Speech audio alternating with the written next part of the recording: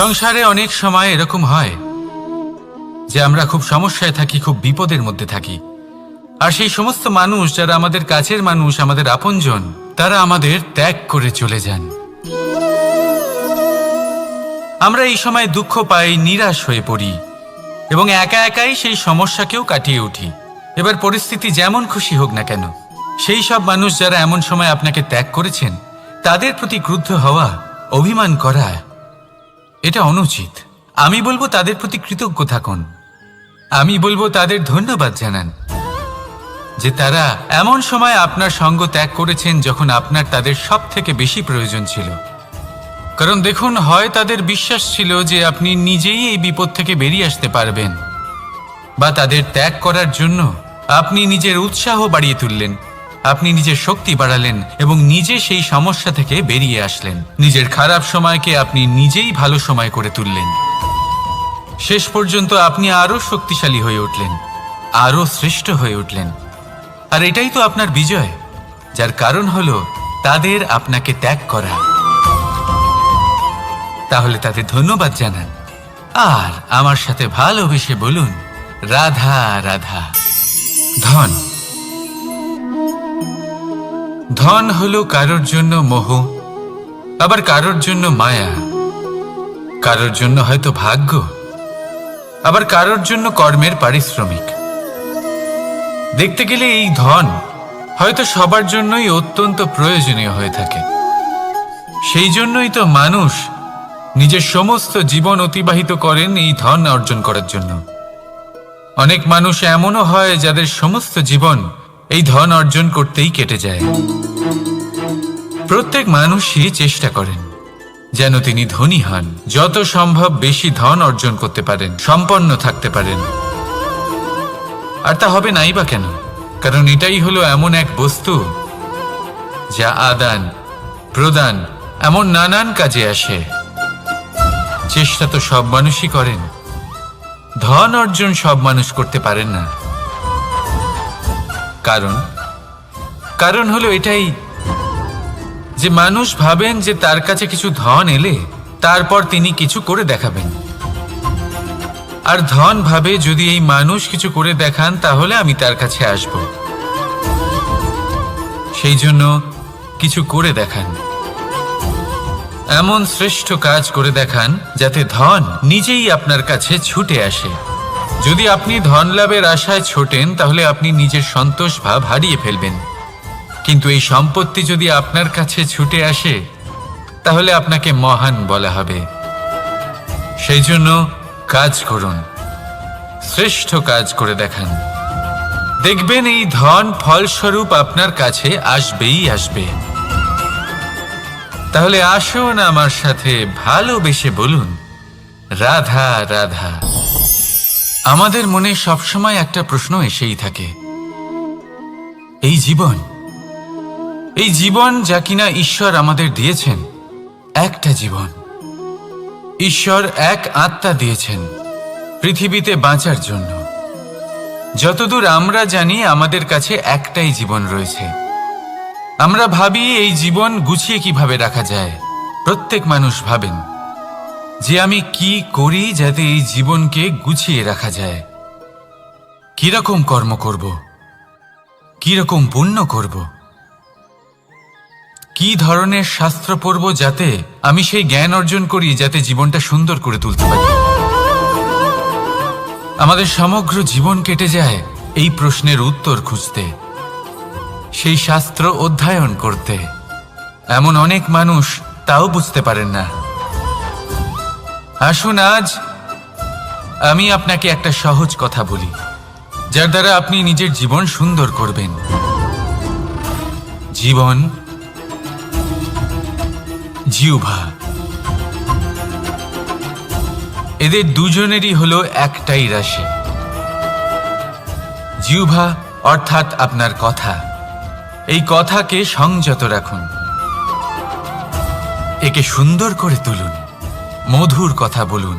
যতটা সম্ভব একে নিয়ন্ত্রণে রাখুন, আপনার জীবন সুন্দর হয়ে উঠবে। কারণ এই শব্দ হয় অত্যন্ত শক্তিশালী। এটা হলো এমন এক বন্ধন যা আপনার সামনের মানুষকে আপনার ব্যক্তিত্বের সাথে জুড়ে দিতে পারে। তাই এই শব্দ সংযত রাখুন, একে সুন্দর করে তুলুন। আপনার জীবন আপনা থেকেই সুন্দর হয়ে উঠবে। আর আসুন, এই মধুর সুন্দর অনুভূতি দিয়ে বলুন, রাধা রাধা। জীবন, এই জীবন আসলে কি?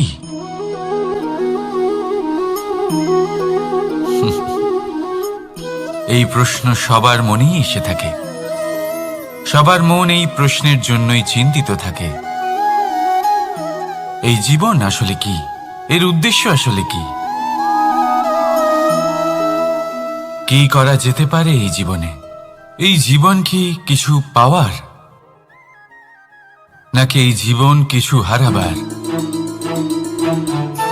এই জীবন কি আসলে সেটাই যেখানে আমাদের পরমাত্মার খোঁজ করা উচিত, নাকি আমাদের ধাবিত করা উচিত নিজেদের স্বপ্নের লক্ষ্যে? এই জীবন আসলে কি? এই জীবন আসলে অত্যন্ত সরল। এ হলো শান্ত জলের মতো, একটা আয়নার মতো। এই জীবন, এই জীবন আসলে ঠিক যেন এক আয়নার মতো। আয়না কি করে? আপনাকে সেটাই দেখায় যা আপনি করে থাকেন। আপনি হাসি মুখে আয়নার দিকে তাকান, আয়না আপনাকে আপনারই মুখ দেখাবে, সেই হাসি সমেত। আপনি রেগে গিয়ে আয়নার দিকে তাকান, আয়না আপনাকে সেটাই দেখাবে। আপনি প্রসন্নভাবে হেসে আয়নার দিকে তাকালে আয়না আপনাকে সেটাই দেখাবে। এটাই হলো জীবন, একটা আয়নার মতো। আপনি এটা ভাববেন না যে এই জীবন আপনাকে কি দিয়েছে, বরং এটা ভেবে দেখুন যে আপনি এই জীবনকে কি প্রদান করেছেন। যদি আপনি এই জীবনকে সুখ প্রদান করেন, আনন্দ দিতে পারেন, ভালোবাসা দিতে পারেন, তাহলে এই জীবনও আপনাকে সুখ, আনন্দ আর ভালোবাসাই দেবে। তাহলে আসুন, এই সুখ, আনন্দ আর ভালোবাসা দিয়ে বলুন, রাধা রাধা।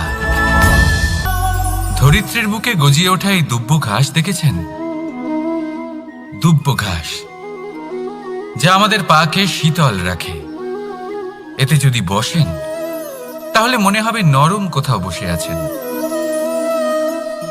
এত ছোট হলেও কিন্তু এর মধ্যে গুণ আছে অনেকগুলি। আর যতটা ছোট এটা, ততটাই বড় শিক্ষকও। কিভাবে? ভাবুন, পাতা ঝরার মরশুমের পরে সমস্ত পাতা একত্রিত হয়ে থাকে। একটা ছোট ফুলকি সবাইকে জ্বালিয়ে দিতে পারে, সমস্ত পাতা পুড়ে ছাই হয়ে যায়। কিন্তু এই ঘাসের কিছুই হয় না, সে যেমন ছিল তেমনই থাকে। কারণ কি হতে পারে?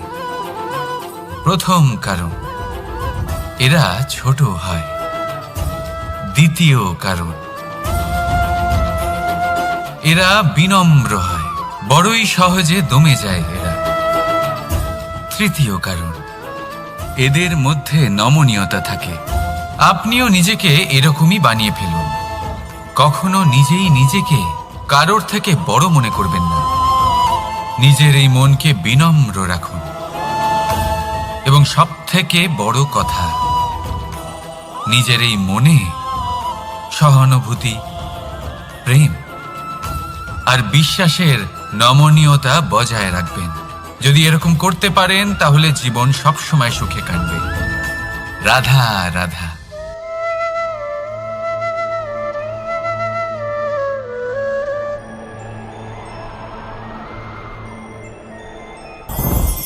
লোভ আপনার অন্তরের আরো একটা শত্রু। দেখতে গেলে এটা একটা শব্দ, একটা সংস্কৃত শব্দ। লব ধাতু থেকে উৎপন্ন হয়েছে। এর অর্থ কিছু লাভ করা। কিছু লাভ করা অনুচিত নয়, আরো কিছু লাভ করাও অনুচিত নয়, কিন্তু সব থেকে বেশি আমি লাভ করব। আমি আরো চাই, আরো বেশি চাই, আরো বেশি পেতে চাই। এটাই হলো লোভ। আর এই লোভ যখন গ্রাস করে, তখন আপনি যা পেতে চান, সে ধনই হোক বা মানই হোক, তা অর্জন করার জন্য মানুষ যে কোনো স্তরে পৌঁছে যেতে পারে। যদি মানুষ ধন অর্জন করতে চান তাহলে তার জন্য তারা অধর্মের পথেও চলতে পারেন। যদি সম্মান অর্জন করতে চান তাহলে অন্য মানুষকে ছোটও করতে পারেন। শেষ পর্যন্ত আপনার এটা মনে হতে পারে যে যদি একটু অল্পই প্রাপ্ত করতাম কিন্তু ভালোবেসে প্রাপ্ত করতাম, এই জীবন আরো অনেক বেশি সুখী হতো। লোভ আপনার জীবনে, আপনার মনে কখন যে প্রবেশ করবে সেটা আপনি জানতেও পারবেন না। তাই এটা চিনতে শিখুন আর তৎক্ষণাৎ জীবন থেকে বাইরে ফেলে দিন। যা কিছু লাভ করতে চান তা ভালোবেসে লাভ করুন, আর সেই ভালোবাসার সাথেই বলুন রাধা রাধা। জীবনে ক্ষমা চাওয়া তাও কিছুটা সহজ, ক্ষমা করতে পারা অত্যন্ত কঠিন। ক্ষমা 2 অক্ষরের এই শব্দ হতে পারে, কিন্তু অত্যন্ত বড় এই শব্দ, অত্যন্ত গুরুত্বপূর্ণ এই শব্দ। কখনো কখনো অন্য কাউকে ক্ষমা করে দেওয়া তাও কিছুটা সহজ কাজ, কিন্তু নিজেকে ক্ষমা করতে পারা অত্যন্ত কঠিন হয়ে দাঁড়ায়। অতীতে যদি আমাদের এমন কোনো ভুল হয় যে কারণে আমরা নিজেকে ক্ষমা করতে পারি না, অনেক সময় এমন কিছু ভুল করে বসি যে বিষয় শুধু আমরাই জানি, কিন্তু আমরা নিজেকে ক্ষমাই করতে পারি না, আর আমাদের বিকাশ সেখানে স্তব্ধ হয়ে যায়। কারণ যদি আপনি ক্ষমা করতে না শেখেন, নিজেকে ক্ষমা যদি না করতে পারেন, তাহলে তা আপনার জীবনের সবথেকে বড় বাধা হয়ে দাঁড়াবে। সেই জন্য জীবনে অবশ্যই শিখুন যে কিভাবে নিজেকে ক্ষমা করতে হয়, আর শিখুন যে আগের করা ভুল আবার কি করে না করা যেতে পারে। এই মন হালকা হবে আর প্রসন্ন হয়ে বলবে রাধা রাধা। এই সংসারে যখনই কোনো সমস্যা আসে তখন আমরা আমাদের সব থেকে বড় সম্বলের কাছে আশ্রয় খুঁজি, তা হলো আমাদের বিশ্বাস। এবার প্রশ্ন হলো এটাই যে এই বিশ্বাস কার উপর করা যেতে পারে? পরিবারের ওপর, বন্ধুর ওপর, নাকি তাদের ওপর বিশ্বাস করা উচিত যাদেরকে আমরা কখনো সঙ্গ দিয়েছি? দেখুন, এই সংসারে বিপদের সম্মুখীন হলে কে আপনাকে সাহায্য করবে সেটা নির্বাচন করা আপনার হাতে নেই। সেটা সেই সকল ব্যক্তির উপর নির্ভরশীল যে তারা আপনাকে সাহায্য করবে নাকি করবে না। অর্থাৎ যখনই কোনো বিপদ আসে সর্বপ্রথম তার সম্মুখীন আমাদের নিজেকেই হতে হয়, আর তার জন্য প্রস্তুত থাকা প্রয়োজনীয়। সেই শক্তি, সেই সাহস অর্জন করা প্রয়োজনীয়। দেখুন, যখনই অন্ধকার আসে তখন সবার আগে কে আপনাকে ত্যাগ করে চলে যায়? আপনার নিজেরই ছায়া। এই অন্ধকারের সম্মুখীন হতে হয় অন্তরের প্রদীপের দ্বারা, অন্তরের আত্মা দ্বারা। তবেই আপনি অন্ধকারের ওপর জয়লাভ করতে পারবেন। সেই জন্য যে বিপদই আসুক না কেন, নিজেকে তার জন্য প্রস্তুত রাখা উচিত। সেই সাহস নিয়ে আসুন। এমন কোনো বিপদ নেই যা আপনাকে ভেঙে দিতে পারে। আসুন আমার সাথে ভালোবেসে বলুন রাধা রাধা। মানুষ সবসময় চায় যে তার জীবনে যেন কখনো কোনো সমস্যাই না আসে। সে চায় তার জীবন যেন শুধুমাত্র শান্তি এবং সুখের দ্বারা পূর্ণ থাকে। কিন্তু এই চাহিদা অনুচিত কিছু নয়। আমরা সবাই এটাই চাই যে জীবনে সুখ থাক, শান্তি থাক। কিন্তু এই কথা সবসময় মনে রাখবেন, যে সূর্য উদিত হন সংসারকে প্রকাশমান করেন, দুপুরবেলায় সংসারকে রৌদ্র প্রদান করেন, সন্ধেবেলায় তাকেও অস্ত যেতে হয়।